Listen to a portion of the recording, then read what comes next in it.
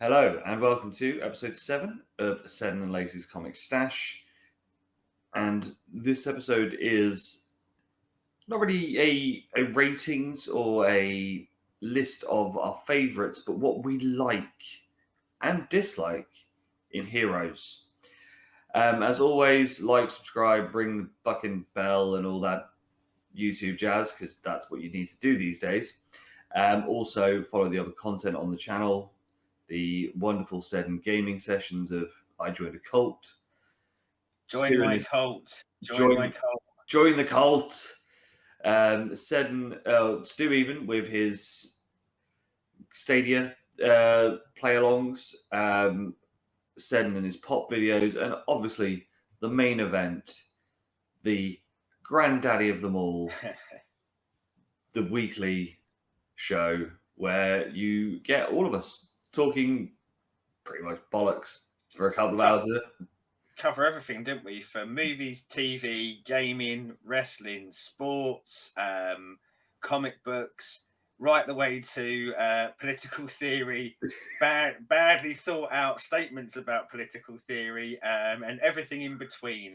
There's not a topic I think we haven't tackled yet, although not necessarily tackled them all particularly well. But that's the beauty of it, isn't it? You get anywhere between 2 and 4 decades talking about stuff and hoping that at least we get across who we are, and hopefully sometimes we're funny about it, and also hopefully generally we're not so offensive that people go, God, it's 4 Piers Morgans talking about something. And yeah, it's basically like if you're in the pub on a Friday night. Yeah, and sometimes there's booze as well. That has integrated into the shows a few times, and sometimes caused some hilarity when we had someone almost go unconscious in one of the shows once because of a mixture of I think it was gin and COVID vaccine, not necessarily in the same glass. He'd just been vaccinated that day, but yeah, I mean, coming onto this show, as you say, this week we wanted to talk about heroes, and I had a soft plan when we clicked record to bang into a beautiful rendition of "You Can Be My Hero, Baby" by I want to say Enrique Iglesias. No, is Enrique the dad? I can't remember which way round it is, but I stopped myself because one, I remembered that I'm an absolutely terrible singer. And 2, I remembered how shit that song is. So I thought, let's not pollute the airwaves with that any further. See, if you're going on a song about heroes, it's clearly got to be Till Lindemann doing a cover of the David Bowie song "Heroes" in his native German. Beautiful.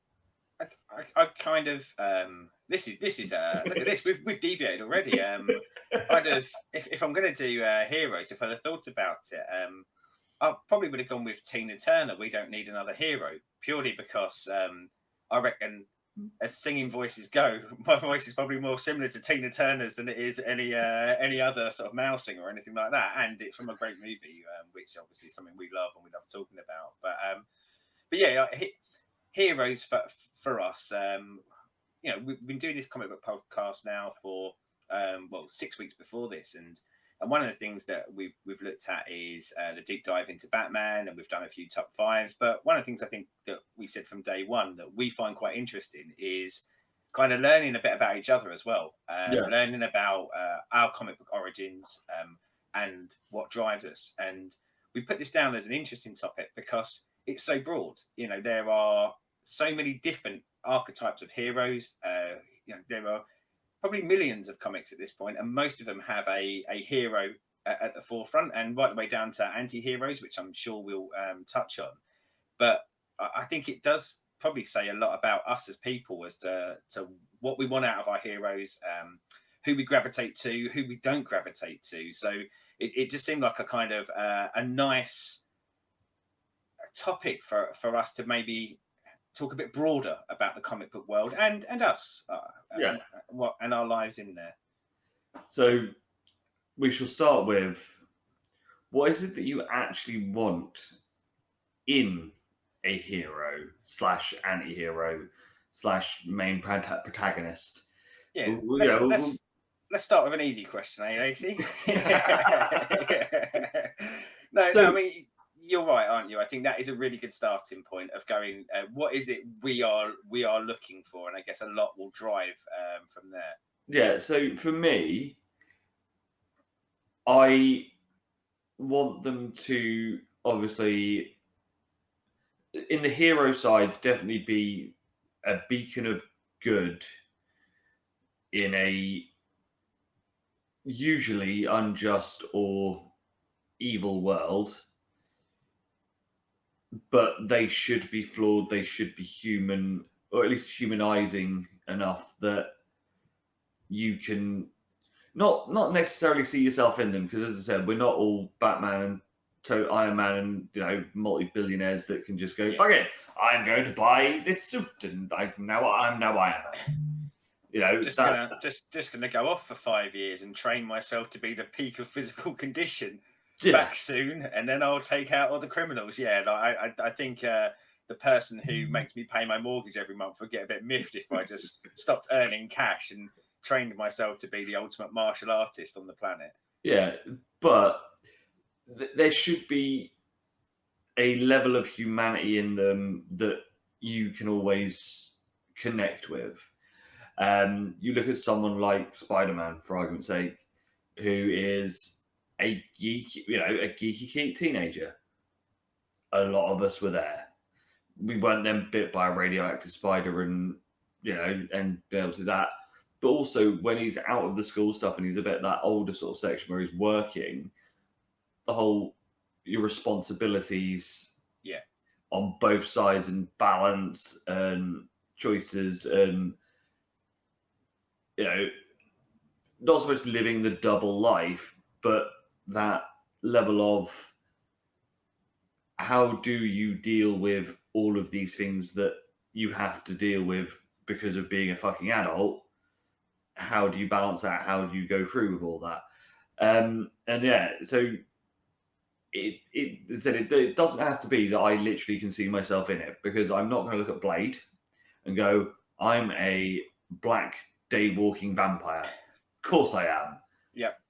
Yeah, but there's got to be something. This is just great effects for me on the screen to make you look that way, to make you look like you do here, because yes, you are in fact Blade in real life.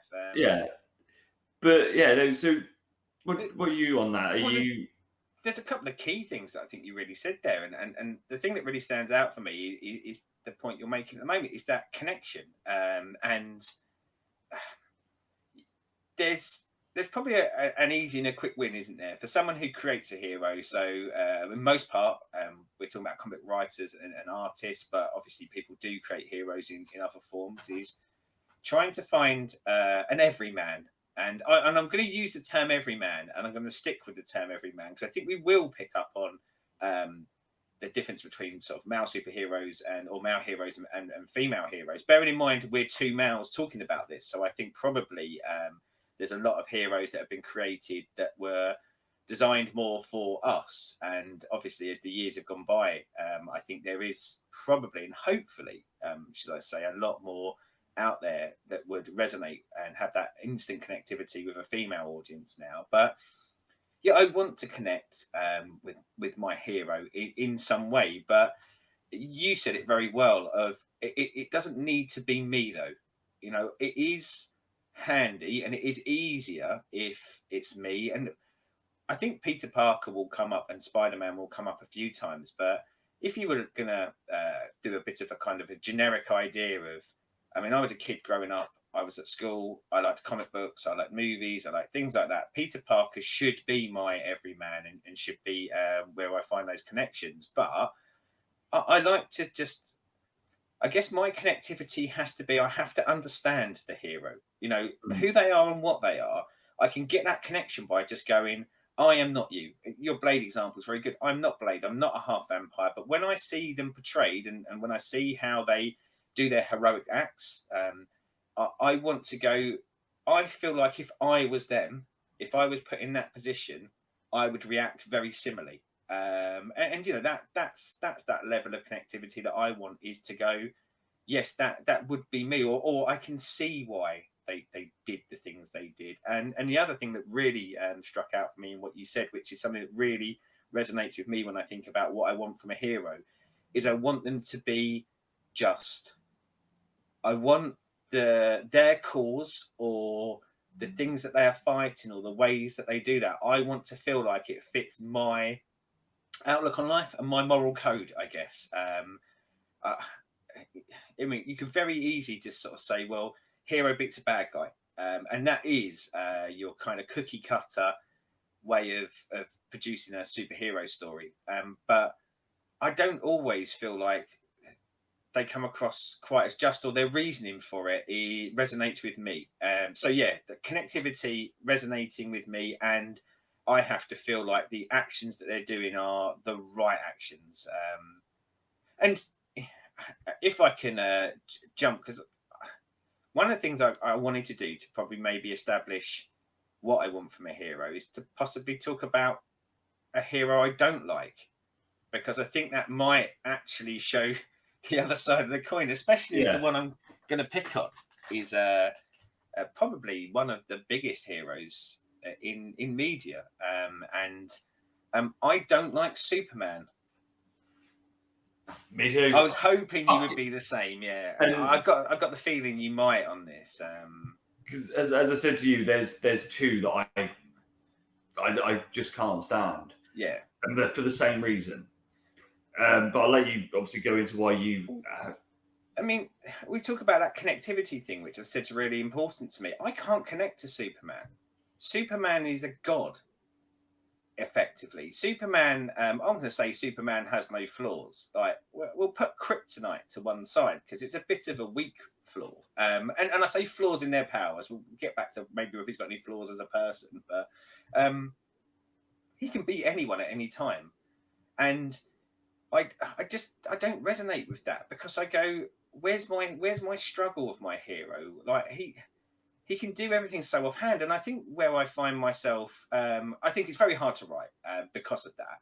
But where I find myself struggling with it is I go, well, if I'm looking for my hero to be just, he still lives in a world full of bad things, and I have seen a few issues here and there. But why isn't Superman making the world a better place? Why is he only fighting villains? Why isn't he using this amazing array of powers that he has to solve problems like sort of droughts in Africa and hunger and things like that? And almost because you've made him limitless, I find his heroism false, because he could do so much more. I mean, it's a bad one to go to, but you go to Superman 4, The Quest for Peace, where they touch on nuclear disarmament and the Superman, and you go, not the best source material ever to relate to, but it always just went into my head of going, he could do so much for so many people, and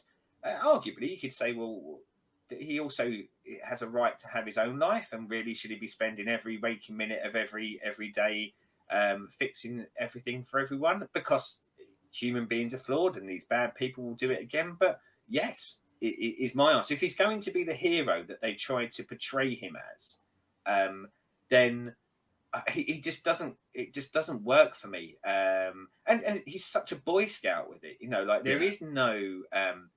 Or generally, he's shown us no imperfections, and I want him to have some imperfections, because again, he is imperfect by not being imperfect. If that makes sense, like you're almost going. If you say this is the pinnacle of what a being can do, I mean, I go back to he is a god, and sometimes I think he's portrayed as God, and you go, well, the same complaints I guess I'd have with God of going, so why is there still all this shit going on in the world? Like, fix it.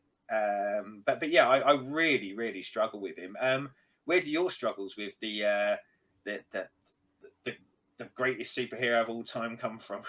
See, my issue is whenever anything happens, why am I invested? Because he is, as the kids would say these days, OP. He literally is the fastest, the strongest, has laser eyes, freeze breath. Anything that happens, he is better than. Yeah. He's pretty much impervious to everything as well, isn't he? Like, again, putting kryptonite to one side, he's he's impervious to bullets. He can leap Yeah. tall buildings in a single bound. All of these sort of things. Like he can't be hurt, So- and that's a problem, isn't it? Yeah. And to go back to obviously the Nightfall show, the thing that got us so much in that was watching Batman's Yeah. struggle. Yeah. It was the fact of, he is a human. He is just a man, and, it takes its toll. And Whereas maybe the hardest thing, maybe it's sacrifice. Yeah. Like when we read that Nightfall story, Bruce Wayne has to sacrifice pretty much all of himself, of his life, of his body, of his well-being, because he wants to be just and he wants to make that difference. Whereas Superman, if you put him in the Nightfall storyline, Superman could have rocked up and done everything he done in about 3 seconds. Job done, and it's. And so my other one that is similar to Superman that I just can't stand. I'm really intrigued in this one because I had a guess. Marvel. Captain Marvel is basically their version of Superman. She is superpowered, stronger than shit, can beat everything. In theory, could have taken Thanos down on a Hodge. See, and again, I'm glad you clarified, because I presumed you meant the female Captain Marvel from that we now see in the movies and is in the comics, and not like the kind of 1970s Captain Marvel that they had. Really interesting, because you'd mentioned that there was a DC one and a Marvel one, and I did have a feeling that your DC one might be Superman, because I just, from speaking to you on the other shows, I kind of thought, I reckon you might also struggle with the concept of a hero who has no peril and struggle. I really couldn't figure out who your Marvel one was going to be, and I'm quite surprised by Captain Marvel, but pretty much because it just didn't cross my mind, and I actually thought it might be a very different one, which I thought might cause some controversy for anyone watching or listening to this. I guess I don't see it with Captain Marvel. Now, I think you make a really valid point there, because the way they have created her and portrayed her, certainly in the Marvel Cinematic Universe, is, as you say, that kind of Superman equivalent. They've showed her to this point of being uber powerful, can take everyone down. And what we've had, like the one movie of her, and she appeared in, it was Endgame, wasn't it? It was Endgame, yeah. Yeah. And yes, pretty much kind of rocked in and done what she wants when she wants. It's a tough character to write in. I think for movies and for comic books, it's a real risk putting someone like in, because, as you say, she can take anyone down. So how do you actually create a peril? I mean, a lot of the time it seemed like that you almost have to write her off. You have to give her a reason to not be there. Otherwise, she would just fix everything instantaneously, so you don't see any of that growth with any other characters. One of the reasons why Captain Marvel wouldn't make kind of a dislike list for me, and this is from the comic book side. I love her in the comic books. Now, when I say I love her up until almost maybe about a decade ago in publishing, and there really was a change. There really was a change into making her into, guess, the uber powerful Captain Marvel that you see in the movies. But having said that, even in the comic books, I still like her a lot better, because in the comic books, she has been represented very, very differently and much more rounded. So she is a woman, end of, and she's Captain Marvel. Like when they do her stories in it, she has friends, she has family, she has personal life struggles, she has personal life wins, personal life gains. But with this kind of powerful set of abilities around her, and I think in the comics they do a lot better job of humanizing her. Yeah, and maybe like as the comparative point to Superman, whereas Superman is an alien. Superman come from another planet, but obviously grew up on Earth and was taught to how to be a good human, let's say, by his aunt and uncle, wasn't there? Yeah. But I Captain Marvel in the comics is a human. She's rubbish at life sometimes. She's very good at life sometimes. And I think when they tell those stories, you will often, in maybe like every sort of 3 or 4 arcs, you'll get a kind of storyline where she just gets it wrong, because she's flawed, and as I say, that really doesn't come across in the cinematic universe portrayal. I'd say this is where I haven't read any Captain Marvel. I've watched obviously the films. I've seen cartoon stuff where she's been in, but all of it's been in the last sort of 10 years. So it is clearly this, Superman equivalent, which they were trying to push for the MCU versions, because that's what they want as a big payoff. So as I said, my knowing of the character is just this female version of basically Superman, is how I've seen it, because they never, in any of the other media that they've used her in, they don't have any of the extra bits. Obviously they clearly do in the comics. So that's maybe if I actually read it, I might actually not hate it as much. But even in the Solo movie, and I guess difference between comics and movies again, that Marvel Cinematic Universe, they've got 2 hours, let's say, to establish her, and they clearly wanted to get her to a point in Endgame. So yeah, maybe you don't kind of see. Now, maybe that's not enough time to give a well-rounded. I mean, I guess the question with that is was she necessary? Because we talk about Superman, and whatever my like or dislikes are for Superman, very, very popular, and has sort of perpetuated now for enough decades to go. It resonates with enough people. Yeah. And was there a need for a female Superman equivalent? We talk about finding that audience and connectivity and resonating. And as I say, for many years, comic books were dominated by men. It was a very much a kind of a male hobby, and most of the superheroes were white males for a very long time, and there were American white males, and like maybe that is their push to give a younger female audience their version of Superman.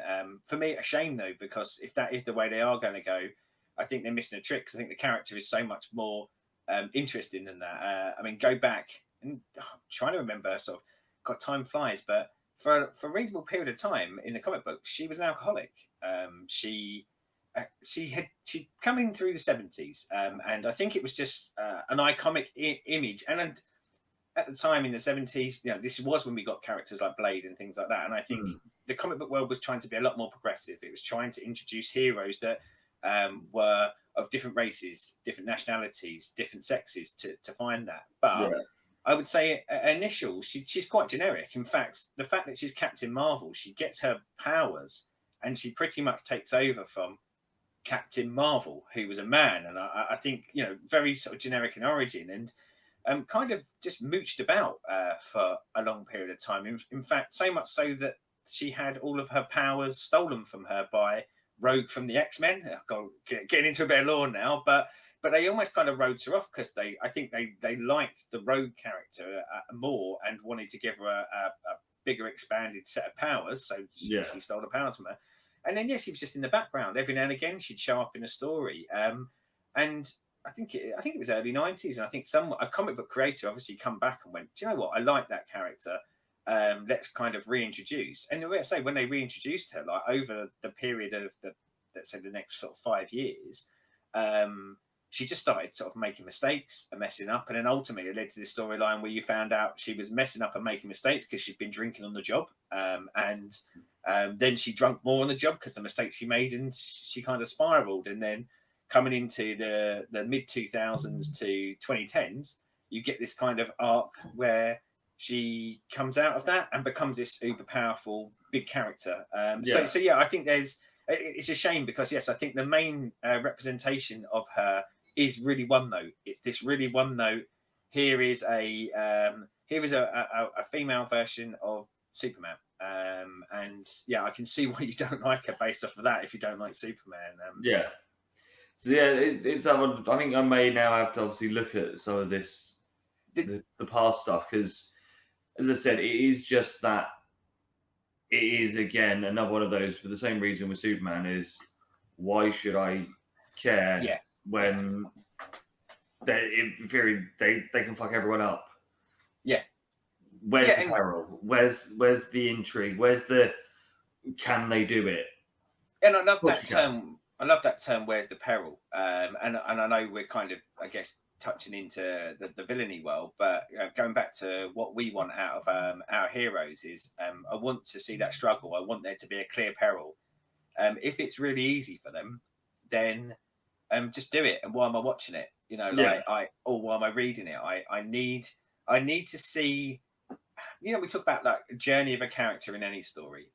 Well, part of the journey of a hero's character is that kind of meat and potatoes of how do they solve this problem that they are not equipped to solve. Like, how do they have to better themselves, adapt themselves, or push themselves to the limit to do the good thing that we all hope that they do, but is so impossible for them to do. And yes, Superman just blows all that shit out of the water. And every now and again, like a villain rocking up and going, kryptonite, I'll put a kryptonite necklace around your neck. You go, I don't even yeah, feel like peril then. I just go, someone can just walk up and take that off of him. yeah. Yeah, too powerful, too godlike. So obviously that's a lot of them being sort of earthbound, as we'll say, of heroes. I also don't mind when you have the sort of alien-y type ones that can be more powered uh, with a certain thing, but they still have their flaws. So you look at Rocket and Groot in Guardians, same with Drax, you know, Silver Surfer. There's all these outworld characters, but even with them, they still have some form of flaw or something that makes them have a peril or a it's like if you look at sort of Drax as an example, he will go fucking ape shit, but as soon as you sort of mention his wife and kids, he can break down. Yeah. And it stops him doing what he was doing. And it makes him feel inherently human again, Yeah. even if they don't look human, aren't human, etc., etc. They share those frailties that we either have or we don't have. But certainly, if we don't have them, we know people in our own life who would react that way. They might not be big green killing machines with knives, thank God, but we can see that. And again, it's that resonating, isn't it? Of one, and believability comes into that. I think like you. I know that there aren't villains and heroes in the world, but I want to feel like if I'm having this story portrayed to me that it is, if it happened in my world, it would happen similarly. And like I think that's a good example with using people off-world aliens, but can even look at it in our own planet. There's people from like cultures, and certainly I think this started to happen again in the comic books around the sort of 70s and onwards. But that actually using the medium and using the hero to show culturally what happens differently, even in other countries. Like that they may react differently potentially, but actually at its core, we're all similar. Like the end result they want is the same. They may go about it a slightly different way, and like a Martian Manhunter. Like when you said aliens, I was kind of thinking about him, and he was always a really interesting one for me because he, he's from Mars, comic book wise, but his kind of whole shtick, or a big part of his power set shtick, is to be able to look like humans. And I think it gets to tell a really interesting story about someone trying to integrate themselves into this human being world. And again, I juxtapose that against Superman, who he's brought up in this world and he looks like us. And I think there's a lovely thing you can do with heroes of going, what if they don't fit the societal norms, but I still want to be a hero? And it's an important message, I think, for I'm doing a long circle to one of the things that I really want out of a hero is I want when a kid picks up a comic book is I want them to learn something, and not just learn that there are good guys and bad guys, but I want them to learn that anyone can be good. And I think so often you get this kind of message ingrained into you from young, depending on what your background is that good might be one thing, and then let's go with the meanest thing in the world it could possibly be, is that the only people who are good are the people in your family, or the people who look just like you. And I think comic books allow, and heroes allow, to be able to tell that story of going, no, anyone and everyone from every walk of life can be a hero. And actually, everyone in every walk of life can be you, and you can be them. They're not inherently different. They have their differences, but they still have the same cause, the same pressures. And yeah, I want that in a hero. It's the one thing I will say that Marvel particularly have done well, especially recently. Obviously, we had Black Panther back in the day, but they really sort of did in the 90s. They did go more with, especially letting the Image guys do stuff more, sort of having ethnic groups and stuff in comics and be the heroes and be the stories. That cultural diversity of we live in a culturally diverse world, so let's reflect that in our comic book world as well. Yeah, and it's like recently, obviously, you've got Ms. Marvel, the Indian descent Muslim woman that is now the big hero, and it's just like, even so much so that she's the main character you start with in the Avengers game. So the amount of people that would have bought that because they've just seen the films, their first thing they see is this character, and it's just like, it's a way of going, right, this is literally, there is someone like you for everyone. I'm really glad you mentioned Miss Marvel, because it was one of the ones I was going to get to. And again, Marvel fanboy, but I bloody love Miss Marvel. I don't even know what got me to do it, because I wasn't massively buying a lot at the time when it came out. And do you know what? I tell a lie. I do know what got me to buy it. It was a little bit of a fear factor. I thought, oh, here we go. Is this just someone trying to tick a quota? Yeah. So I actually read it out of that curiosity of going, please tell me this isn't someone trying to tick a quota. And I mean, it's quite a few issues published now, but I would say that the first run of this, like the first sort of 25 issues, it's wonderful. And it is absolutely wonderful because it puts me in a world that I am not hugely familiar with. All I know is my limited experience for people I know in my life, and I guess how things are presented in the media. Of course, this is another branch of the media, so it is a bit of representation from that side. But one of the cleverest things is she actually deals with a lot of about trying to be homogenized and anglicized. Yeah. And that's actually part of the story, because she's a young girl growing up in New Jersey, and she's growing up under, I say, a strict parenting. I mean, the parents are a masterpiece in this. They're so funny. But you they are very of their. They are. I'm trying to say it in a way. They are very of their culture. They are very much. They want to make sure that that she's following the tenets of the religion. She is following Islam and is very much still doing, as I'd say the word expected, but is encouraged with that religion. Yeah.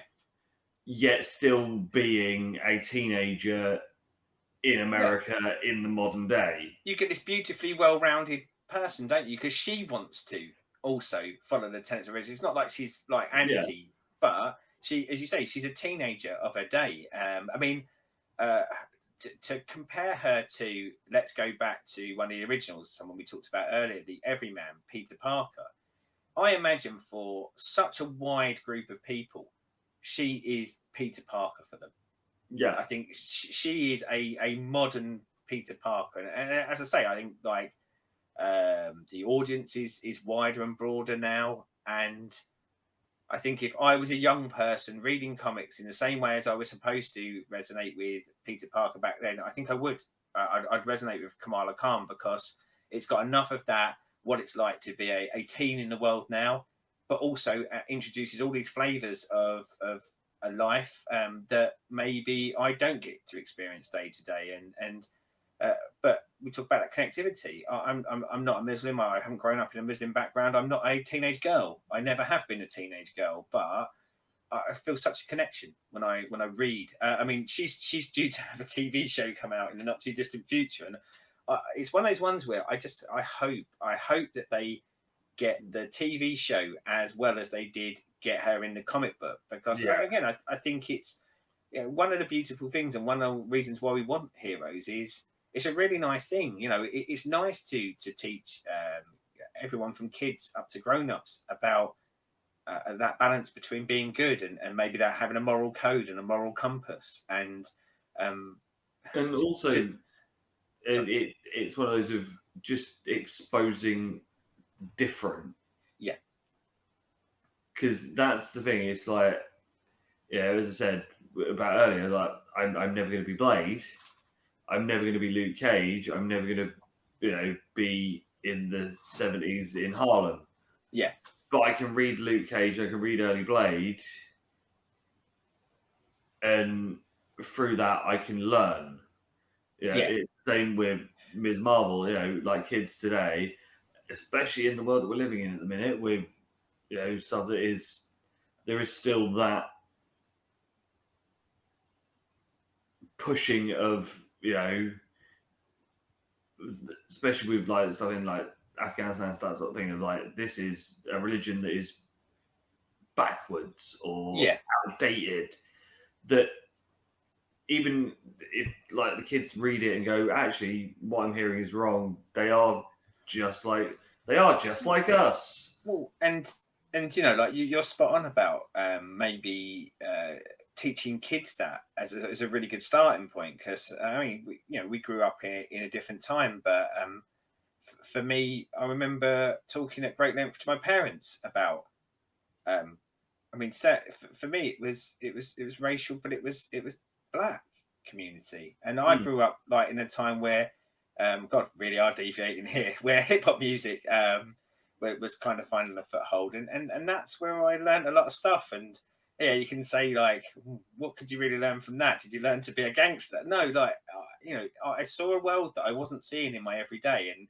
maybe some of the stuff that I was hearing coming out of the mouths of the adults around me, suddenly from something that I probably would have assumed was right because the adults around me were saying it, I could then start to question that.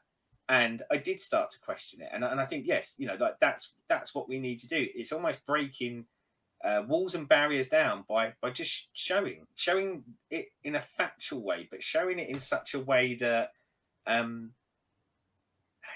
it's heroism. And I think it's a quick win to actually go, all of us can be a hero.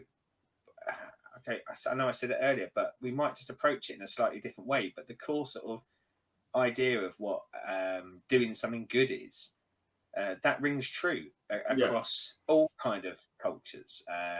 And I mean, you don't. One of the hard things is after all these years of creating heroes after heroes, and then we know this in media in general, one of the cheap and easy ways to do things is just churn out the same thing over and over again.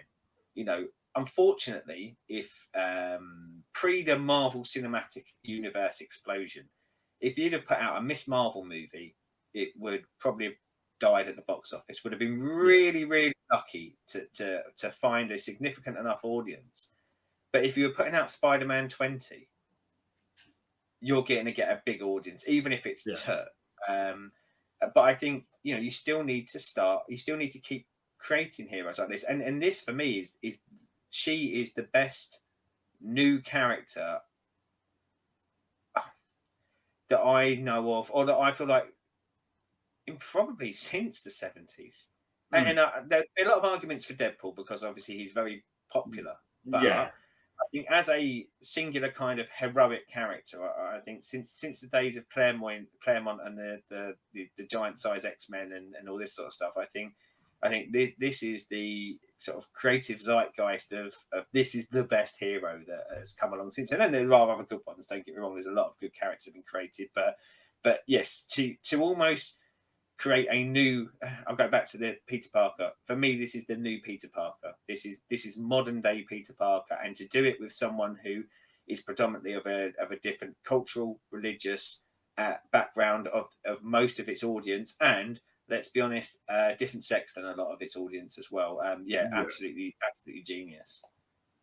So obviously we've gone mostly there on what we like in true out and out heroes. I am a fan of the anti-hero. You give me a Spawn, you give me a Punisher, Deadpool.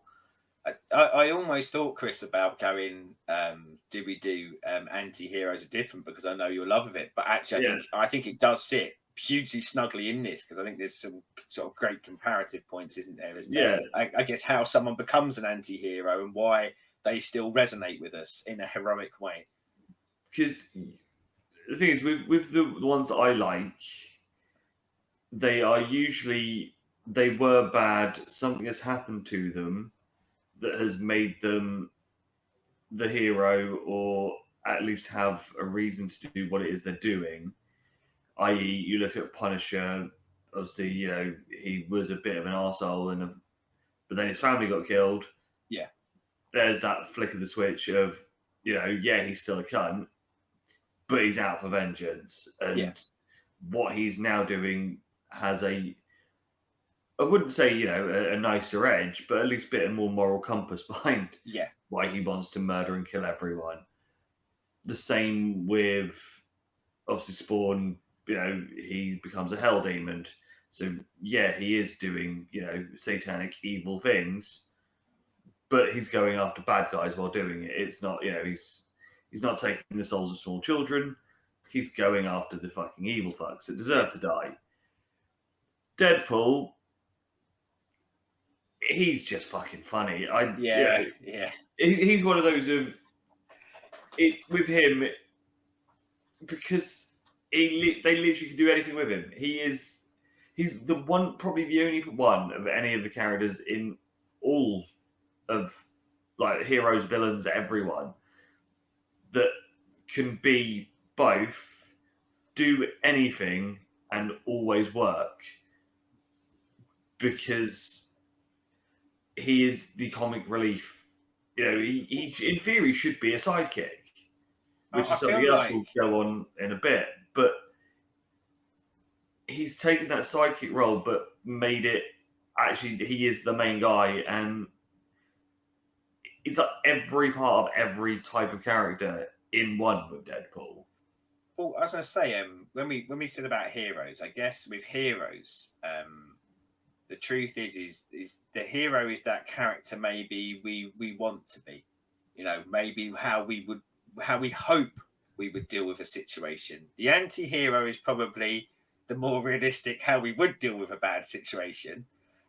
Deadpool sits somewhere outside of that, and I always think of Deadpool as the cheeky, charming, funny little devil that sits on your shoulder and says, wouldn't it be great if you did this right now, or wouldn't it be funny, or and he's always kind of making you try and push your own personal boundaries that sometimes you might, but also by pushing those personal boundaries, sometimes you push way too far and do something really shitty, horrible, nasty, and villainous as well. And yeah, that's kind of how he's, and of course the way that they portray him with him breaking the fourth wall, he's almost doing that. When you are Yeah, reading his comics or watching his movies, he's almost speaking to you as an audience member as that little devil on your shoulder and going, yeah, you'd do it this way as well, wouldn't you? Because it wouldn't be funny if you did this, like, and he. I mean, he's a wonderful character, but yeah, the anti-hero. I mean, picking up on the Punisher, I think a really good one to talk to, because let's be honest, the Punisher's a mass murderer. yeah, The Punisher kills and kills and kills and kills and kills, and I think often in the comic books he really is portrayed as at odds with the heroes. Often in Daredevil and Spiderman, which is the universes he tends to play in the most, Spider-Man and Daredevil are trying to take him down because ultimately he is a mass murderer. But when I talk about that realism of maybe where our guts would lean us to is, yeah, you kill my wife and children, this is my reaction. I'm not just going to smile and go, yeah, okay, there's a criminal justice system that will help this out. yeah, Or Superman, different universe. I know Superman's going to come and fix this, because he isn't. And this is someone going, I'm going to take this into my own hands. I never want what I've had to experience for any other human being. So there's still a moral compass there. Just yeah, a really kind of off-kilter moral compass, isn't it? And I think there's a part in all of us where you go, who hasn't asked that question, and who hasn't been asked that question of going, if your loved one was killed, what would you do? And I think even if you do ultimately answer, I would, I would like hope that they get caught and things like that. I don't think there's a human being on this planet who doesn't at least have that thought of going, well, I'd hunt them down and I'd fucking kill them. Yeah. And then after I've done it once, I'm hunting down all of these bad guys. So yeah, I think it is a nice, long term. It is an interesting way to present heroes is our anti-hero, because I think it gives us that good juxtaposition, and sometimes I think essential, because when you put Spider-Man next to the Punisher, you can see why the Punisher is the Punisher, but it actually makes Spider-Man look even more heroic because he went through a similar tragedy, and you see that he didn't go that route. And yeah, I think it's a great way of presenting them. It's that sort of shades of grey of, you can have a Batman, a Spider-Man, someone that's had a massive life-changing thing that becomes their cause, but they do it upholdingly and nicely, and thou shalt not kill. Yeah.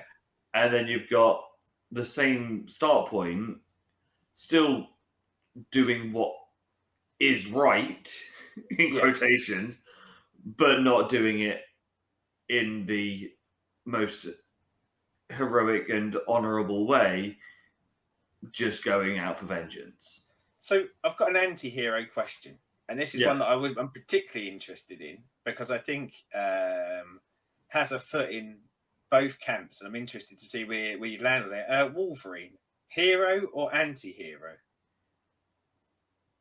See, I would say he is an anti-hero, because the only reason that he is angry and vengeful and wants to fuck everything up is because what was done to him. He only does heroic stuff because he's with the rest of the team that are heroes. And I mean, I love X-Men. It's certainly of a period of time. It really strikes out to me of some of my favourite comic books. But Wolverine's always been a tricky one for me, because I like Wolverine.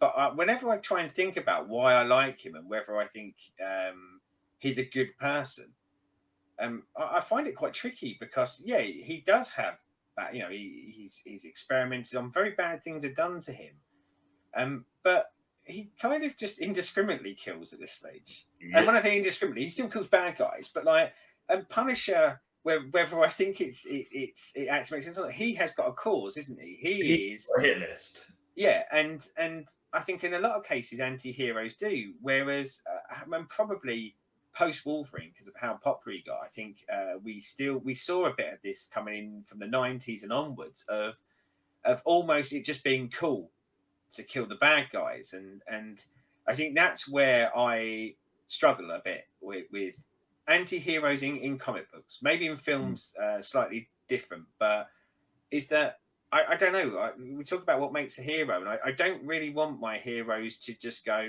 well, you killed bad guys, didn't you? And Wolverine is a very tricky example for me, because he is in and around, and he does very heroic things, and there is an arguable justification for why he's so against the world. But I find his way of doing it almost villainous, because he's very matter of fact about it. He's going, well, of course you'd kill the bad guys, wouldn't you? Because if you don't kill the bad guys, they come back. Whereas I want, and this is hard because you see in a lot of stories, because how many comic book stories, we'll probably touch on this when we do villains, how many times did the villain come back and do something worse, and you go, well, God, if you'd have just taken them out the first time, they wouldn't have done these really bad things. But I don't know. It's too unheroic for me. It's too much of a maybe it speaks to my kind of views on the world. You talk about connectivity. I don't want to see villains killed.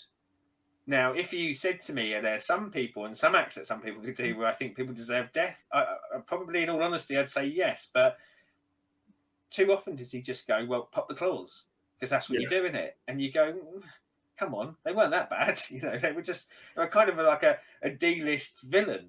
They probably would have gone home and just really probably never caused any harm. But yeah, that killing to be cool, and I fear that often writers, and let's be honest, it's the writers, the writers have written that into Wolverine, whereas with characters like the Punisher, I think less likely to go down that road of going. He's got more of a mission and an intent, whereas Wolverine seems a little bit more wavy for me of going, yeah, killing's cool, isn't it? Or take out the bad guys. And so I struggle with Wolverine a bit for that. See, with Punisher, obviously, as I said, he's got his hit list of like the big bosses of who he wants to take down, and anyone that works with them is fair game. Yeah, but he won't. He will obviously spare some to get information out of them and things like that. Whereas with Wolverine, it's very much, no, you're against me, so fuck you, you're gonna die. Yeah. I don't care. Yeah, he'll take out whoever you put in front of him. Whereas the Punisher, well, albeit, you're right, he'll take out the goon who probably at best has done shoplifting at some point. Has just been employed by him, but at least you can see that there is a concept to what he's trying to take down that organisation from bottom to top. Whether you think it's right or not, I feel like there's more of a reason for him to do it. So obviously we've sort of got on what we like and obviously a little bit of what we don't like on main heroes. What are your stands on sidekicks? The sidekick that jumps out to me is Robin. And I'll be honest, I struggled to ever think of, and DC were quite big for this, weren't they? DC, and maybe we'll come on to that in a minute about heroes, sort of DC and Marvel, but DC had kind of this sidekick mentality, and Wonder Woman had Wonder Girl, the Flash had Kid Flash, and so on and so forth. Superboy and Supergirl, and Aqualad, and all of these things. But Batgirl. But I worked on the theory that these all come from Robin. Robin was relatively successful, and of course the '60s TV show was. So they went, well, come on, let's revisit that pile. And I don't know, and because of most of my judgment of the idea of sidekicks will come from Robin, and Robin in the Batman TV show, and probably Robin back then. I think, like teaching a kid the rights and wrongs. I think if you're a parent reading that, again, you probably go, yeah, that's good. I like the idea. Maybe my kid will understand a bit more when I'm trying to tell them to do or not do something, because I am the Batman to their Robin in this situation. I'm trying to teach them the right way. And of course, like in the Robin story, he tragically loses his parents, so he's sort of taken in. So there's a reason for him to be there. And I think probably, unfortunately, this is coloured by what Batman becomes when it becomes dark and stuff like that.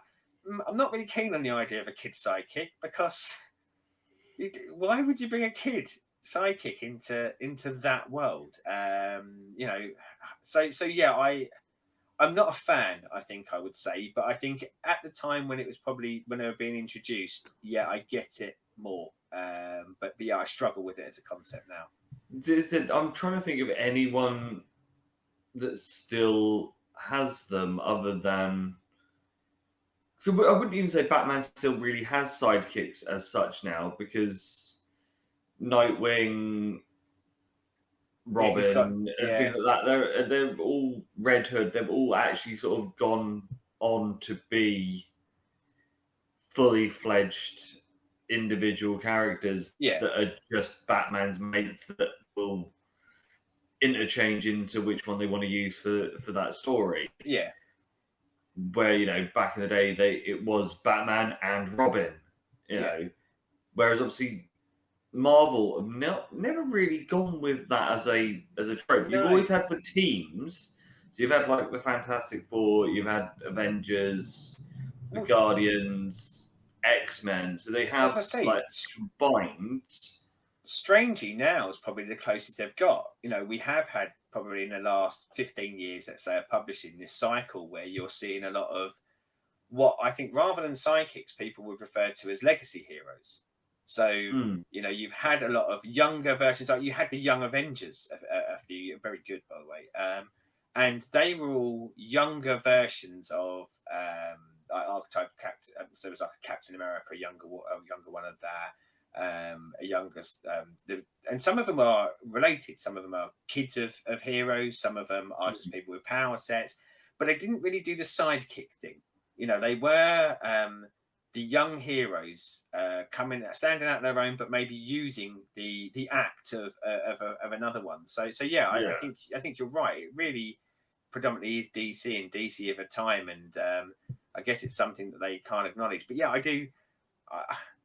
Maybe when I was a kid, if I was a kid when Robin first was introduced into the comic books, maybe as a seller, I'd go, yeah, not everyone will resonate with grown up Batman. Let's stick a kid in there.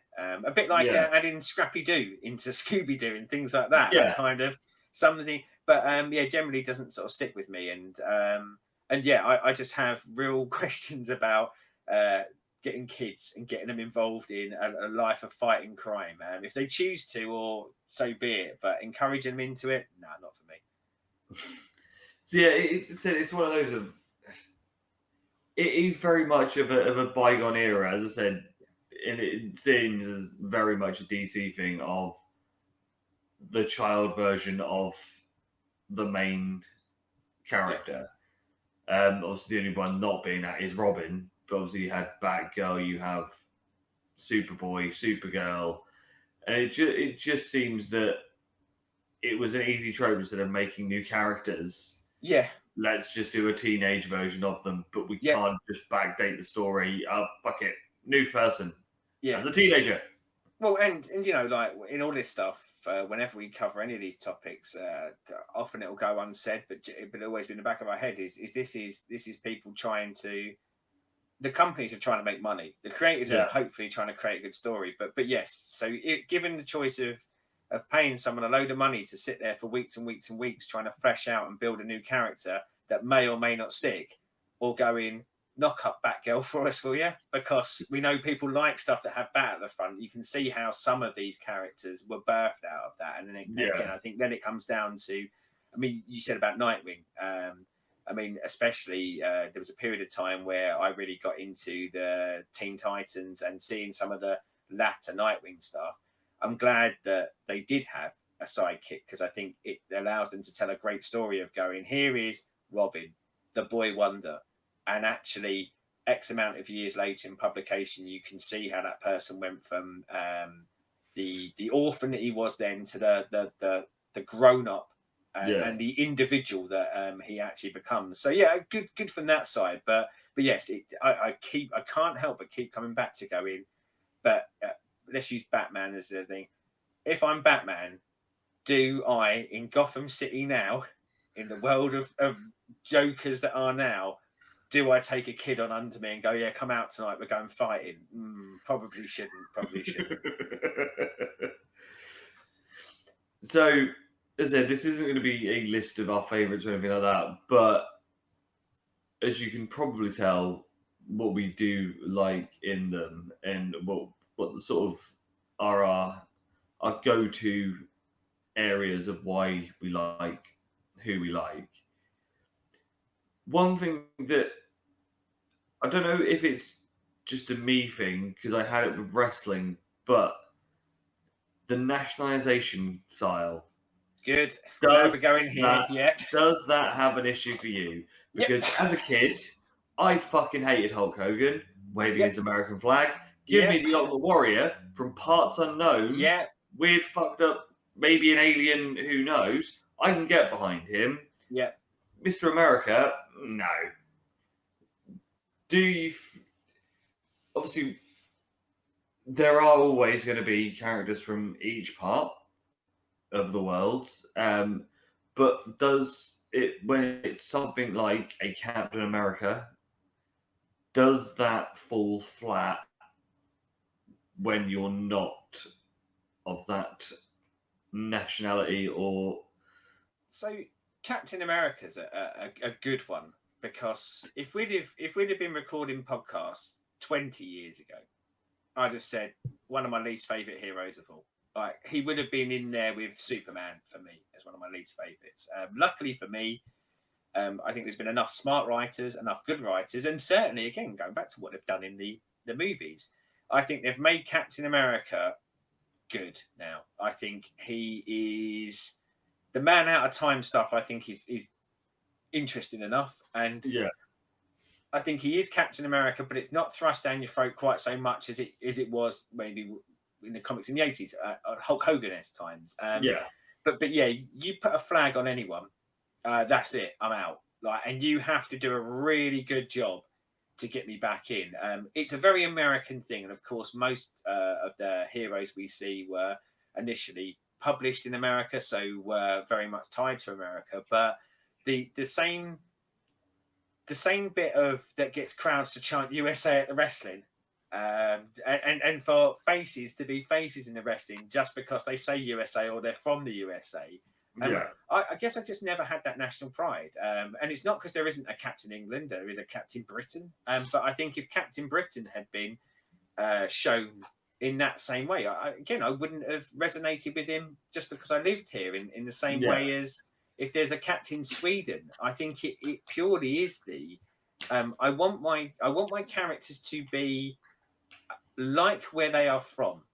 So having an American-based hero isn't a problem, but having it all be about America and almost trying to sell how great that country is. Yeah.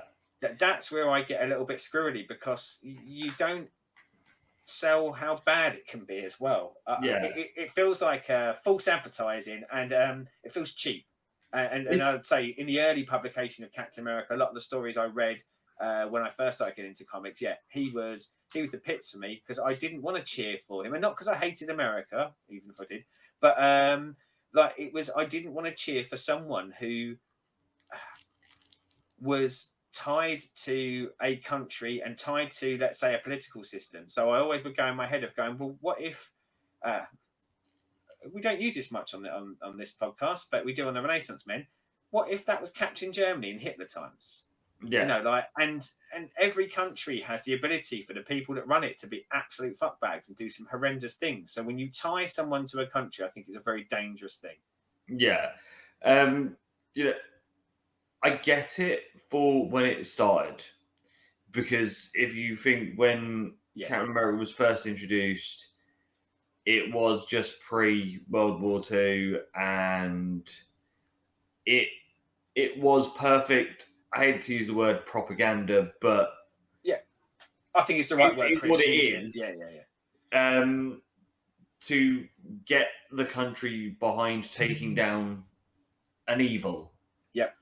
And Nazis are evil, and that was a very much this is what we as a nation should be behind, especially for Americans, because it isn't on their doorstep. World War II. So I get its use there. I've read bits from post World War II through to, I think it's like the sort of late 80s, where they really then start to push him being from a different time, and that's when the whole him being trapped in ice for 40 years and being discovered arc starts.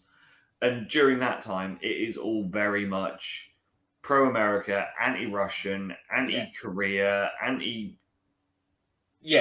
and basically it is America versus the world through Captain America, and look at all these other places that aren't us, aren't they evil? And I've got no time for that. It almost encourages that xenophobic, horrible side of humans that you can sometimes see, where you go, again, to equate it to something outside of the comic book world, the last England football team, and the kind of zeitgeist that comes up when England are in a tournament and England aren't doing atrociously. And I think so many people, again, love the idea of joining up and going, yes, come on, isn't England great? And you go, no, not because of this. If it is great or isn't great, it's not because of this.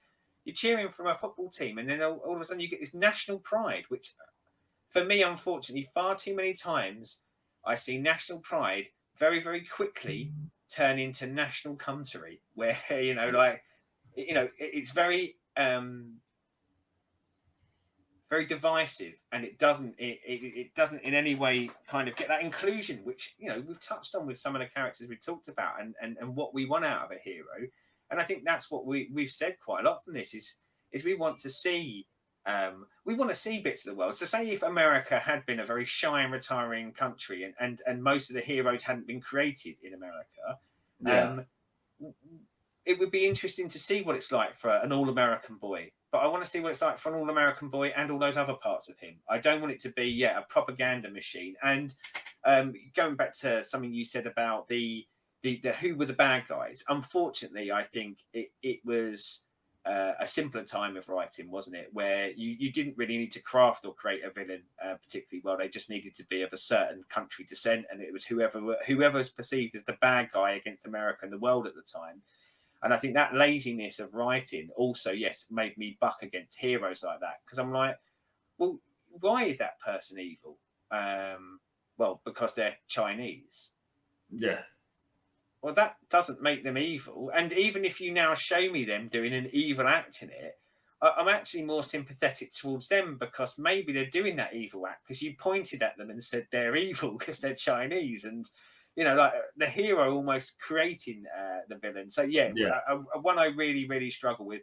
I mean, the Captain America element of it, of that one specifically, it feels to me like to a large part that is very much played down, certainly in modern publication. Or what I think has become quite interesting with it is I think it's allowed them to brave and more creative writers have told interesting stories about America.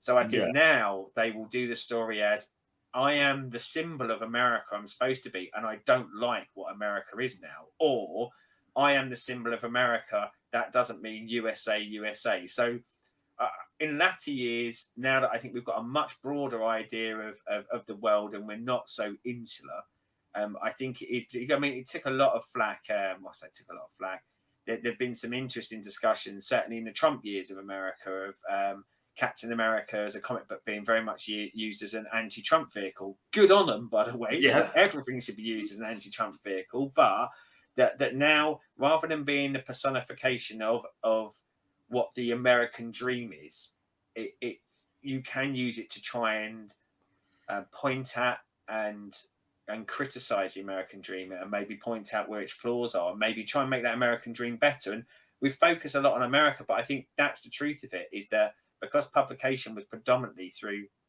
American companies, that most of these flag heroes are America-based, aren't they? Go back to Superman.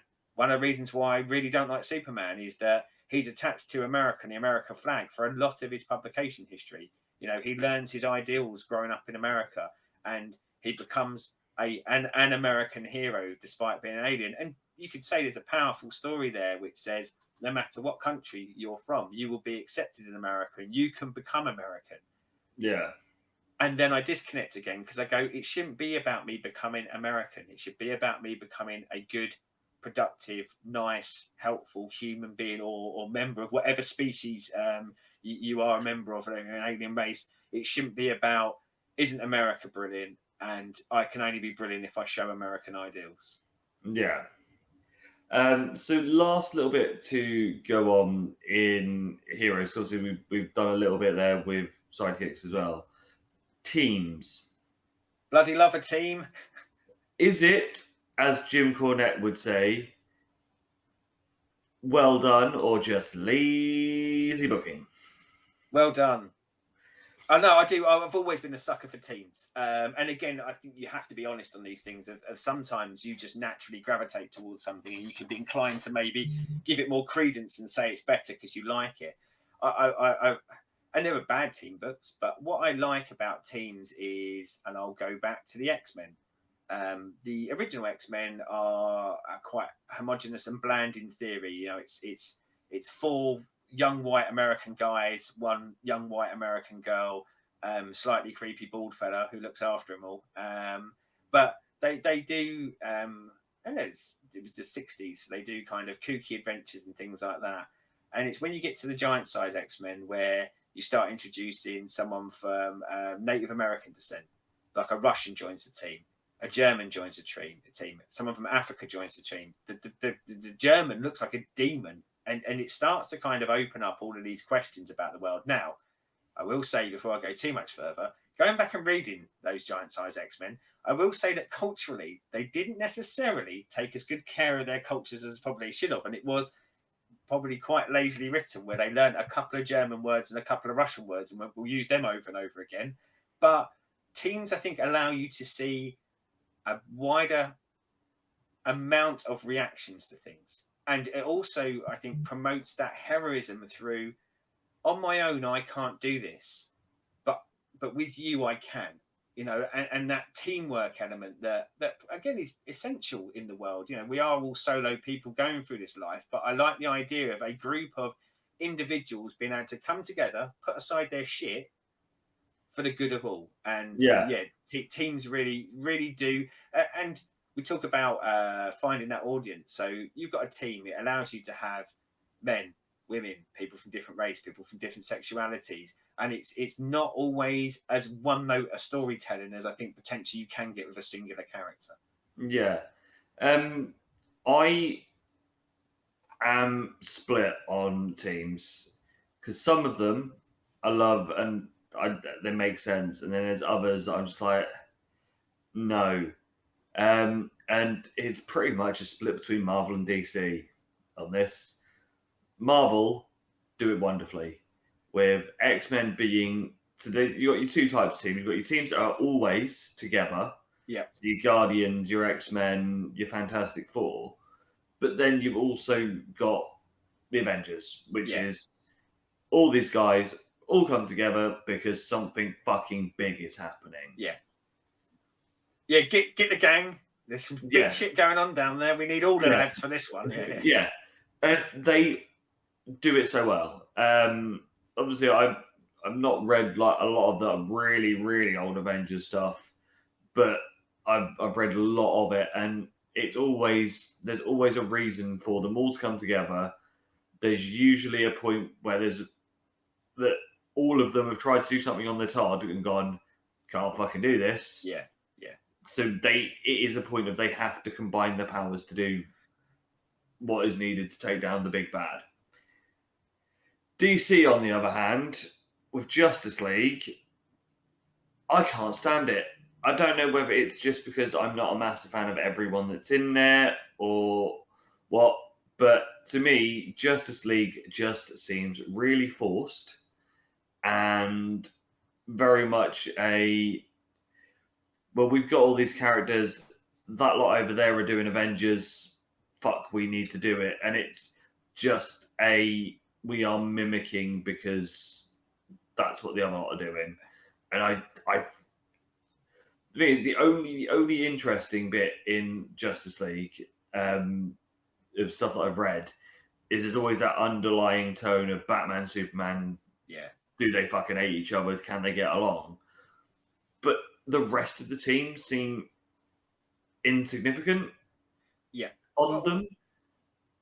Funny enough, I was going to say, like, one of the problems I would say lands with the Justice League when it is the main Justice League, when it is like the big seven, is I like that Batman, Superman kind of dichotomy, and probably in most parts, certainly in the modern era, almost having Wonder Woman play the referee.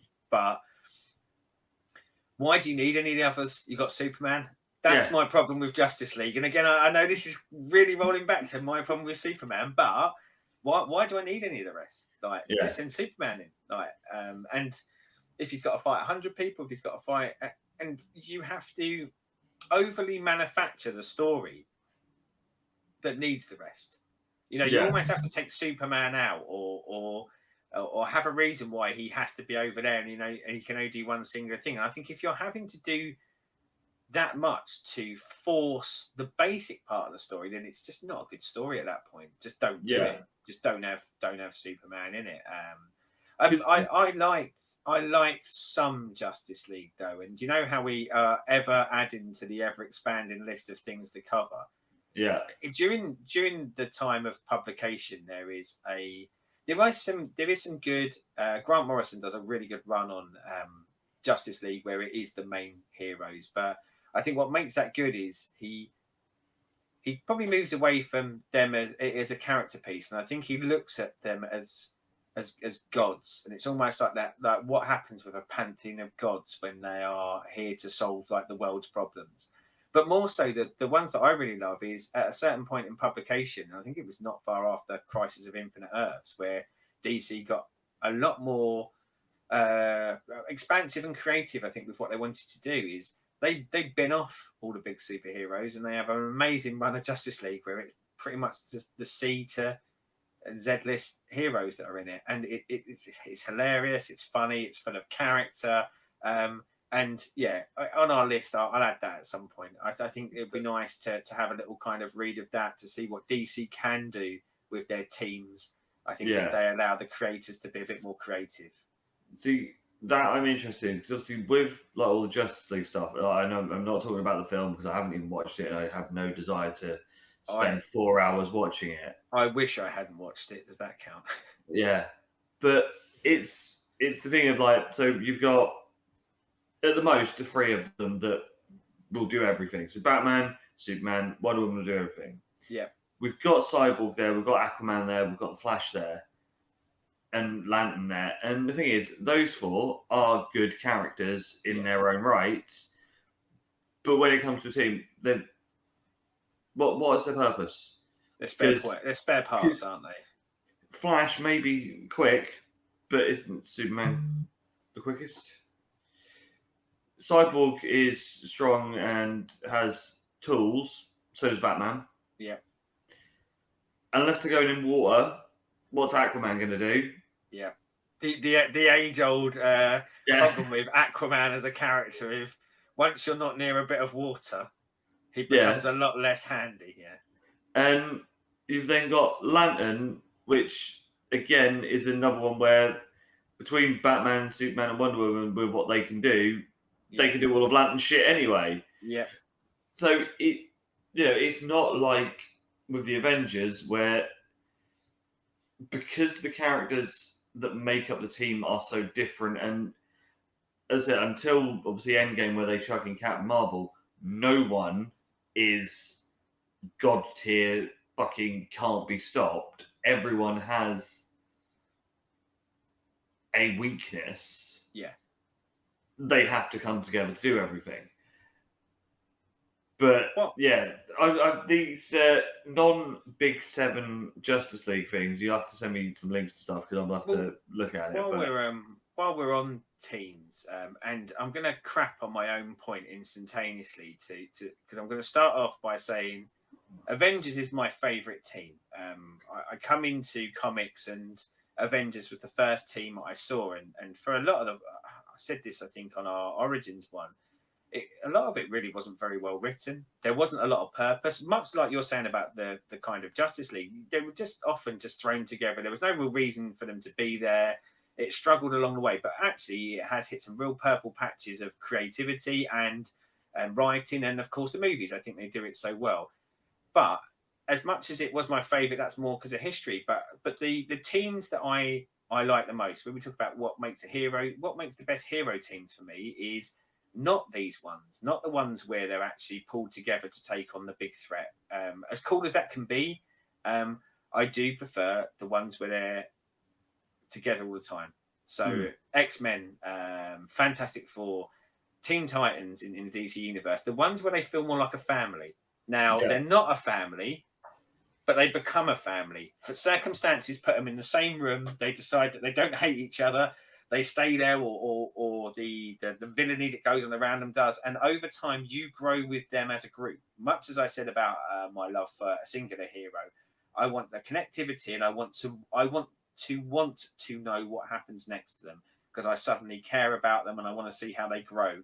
And they're the teams that I love the most, the ones where I feel like I'm going to grow with them. And then when someone leaves the team, it's actually kind of wrenching. You go, oh no, like that person can't go. Like they've been with me, but by extension with this group that I really like for such a long period of time. And of course, then you get the other side where you can throw a new element into the mix. You bring someone in and you get to learn them. But the teams that I love and the heroic teams that I love are those ones where they're, as I say, a family, or they're there for a reason more so than to stop the bad guy. That they stop the bad guy and they stay around. X-Men would always, every kind of, I don't know, 20 issues or so under Claremont, you'd see them having a picnic and playing a game of volleyball. And I'd love that. It was almost the off work moments that made them the most interesting and most compelling for me. Yeah, so that will do for Heroes. Oh, before we go, but I want one last thing that I want to pick up on it, and Okay. it was something that was in the back of my head, and it was something that you had said in that bit and a couple of the other ones, is Marvel and DC. So we probably will do a bit of a Marvel versus DC in the future, but one of the things that I think was noticeable for me while we talked about this, but has always been noticeable for me, is for a large part of publication history, I think Marvel were better at creating the more well-rounded heroes, those ones with that connectivity, you know, like the Spiderman, like the Wolverines, all of these. I think they had from almost day one this desire to create us as heroes, whereas I think to a large part, for a long period of time, DC created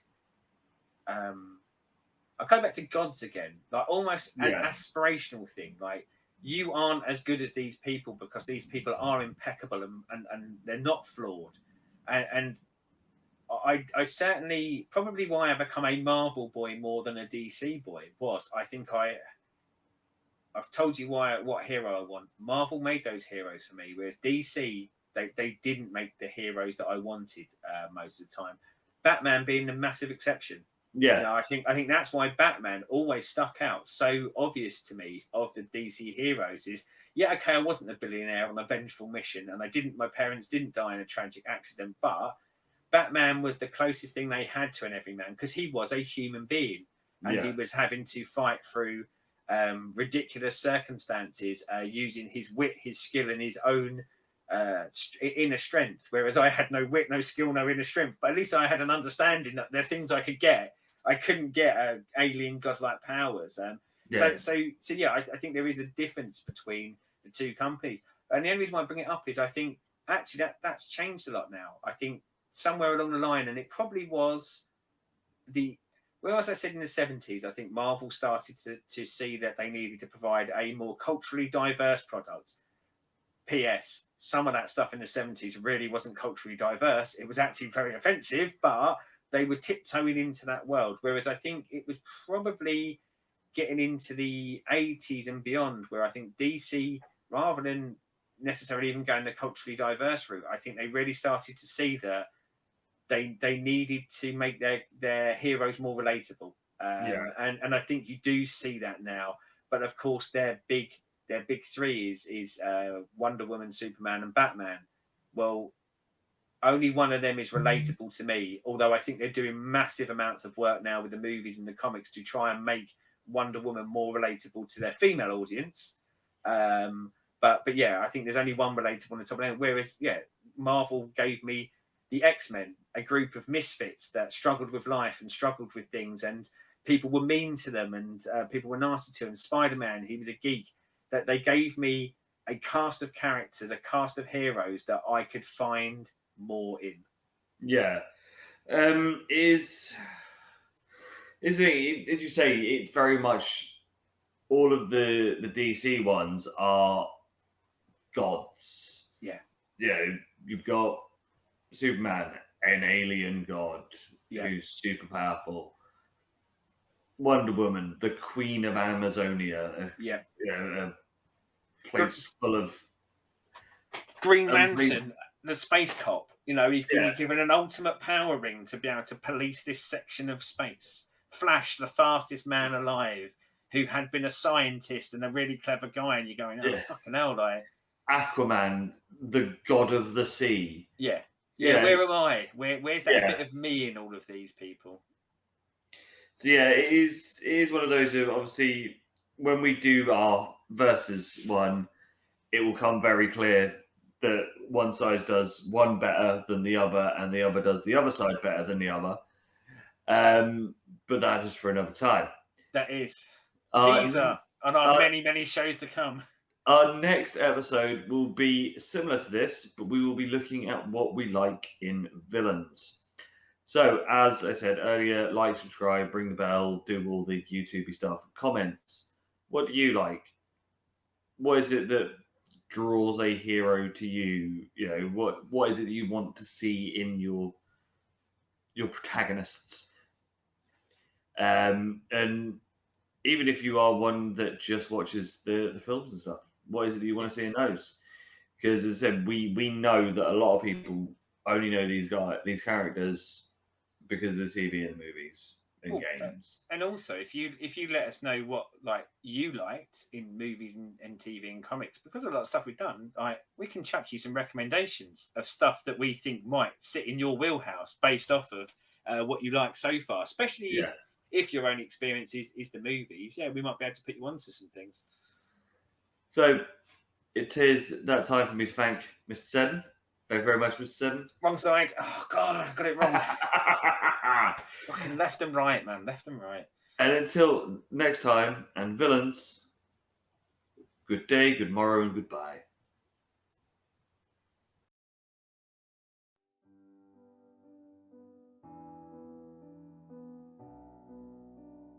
Thanks for watching, and just remember, you can join the Cult of Egg by liking and subscribing to this YouTube channel. We release regular content where we talk about all things geek, all things pop culture, and all things that we're interested in. You can also come along and join the discussion on Facebook groups and Renaissance Cast. And you can join us on our Twitch channel where Stu regularly streams games. And if you'd like to support us, then please follow the link for the Patreon. Thanks very much.